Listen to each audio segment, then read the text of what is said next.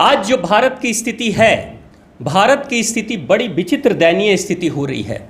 Diwakar sir ने बड़ी अच्छी बात कही कि भारत के बाहर की जो समस्याएं हैं, जो भारत में बाहर से आ रही हैं, जो आतंकवादियों के कारण से जो हमारे ऊपर खतरा मंडरा रहा है, जो दूसरे देशों के लोगों के कारण से जो खतरा हमारे ऊपर मंडरा रहा है, उससे भी बड़ा खतरा हमारे घर में है।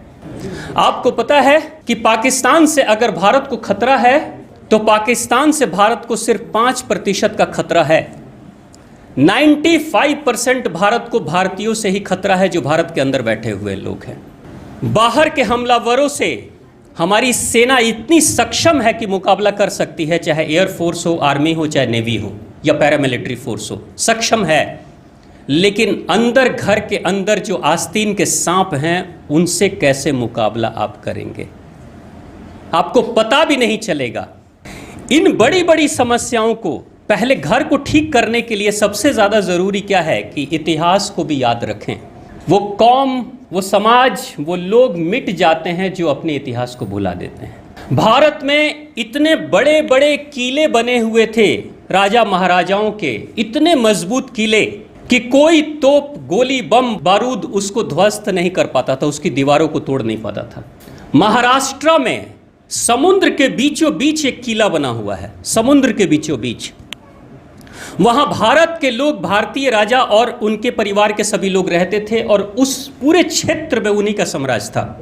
दुश्मन सेना जब, मुगल सेना जब जाती है, चारों तरफ से घेराबंदी करती है, तो वो मार नहीं पाते हैं राजा को, और राजा के खास लोगों को मार नहीं पाते हैं।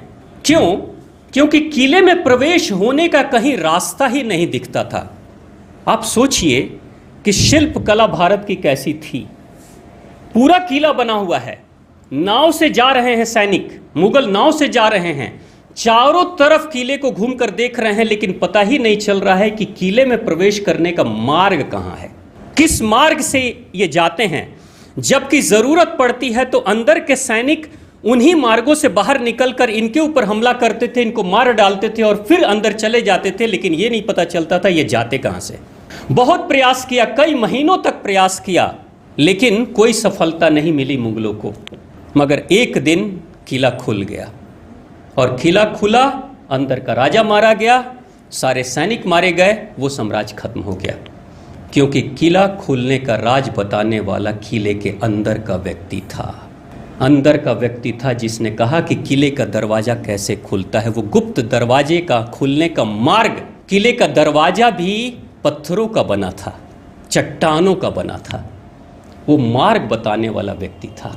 तो बाहर के हमलावरों से उतना खतरा नहीं है जितना खतरा हमारे देश के अंदर आस्तीन के सांपों से है।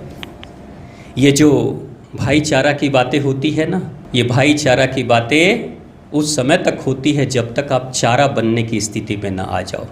जिस दिन आप चारा बनने की स्थिति में आ जाओगे, उस दिन आप भाई नहीं रहोगे।